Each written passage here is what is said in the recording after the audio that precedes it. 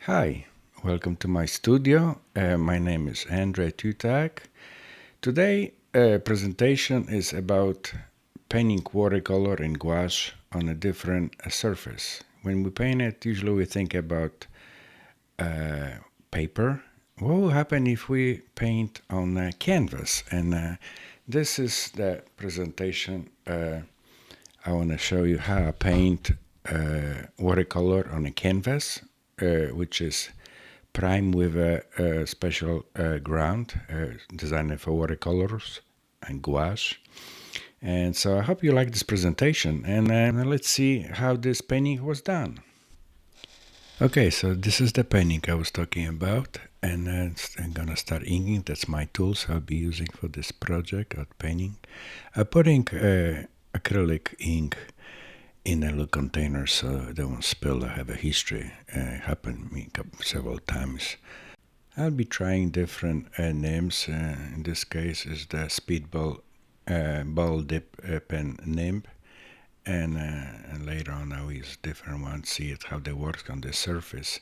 In a close-up you can see it. I don't follow the lines, it's just to make a mark how the sketch was done. The reason for it is since I'm using the waterproof ink, when I put the first wash with a watercolor paint, I will have no problem any smudges.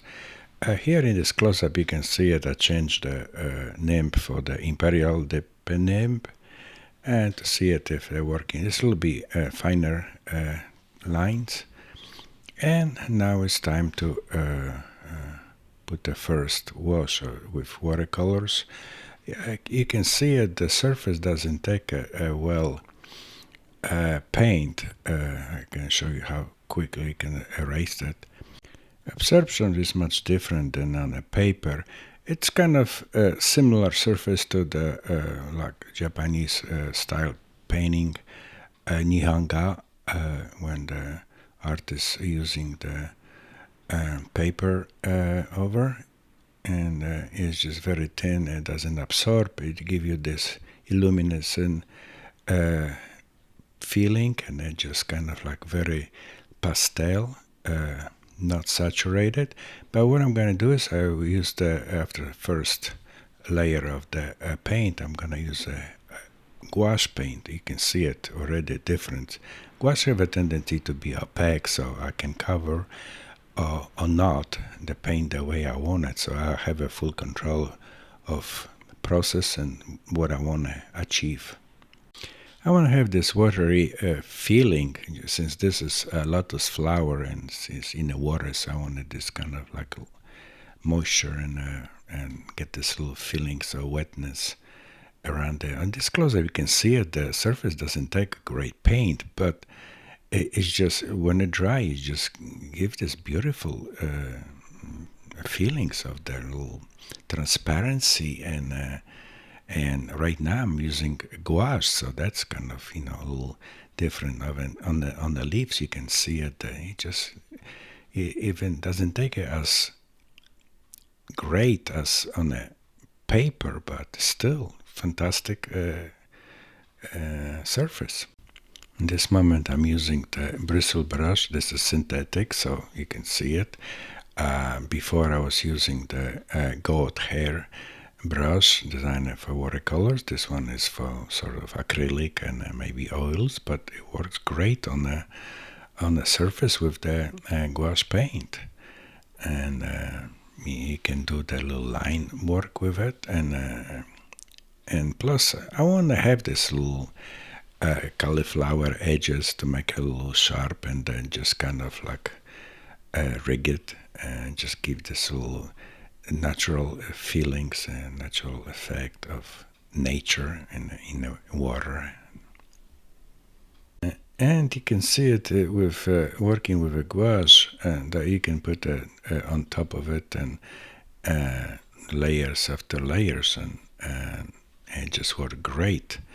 And right now you can see it. It's just mixing in wet, and it just works just fine.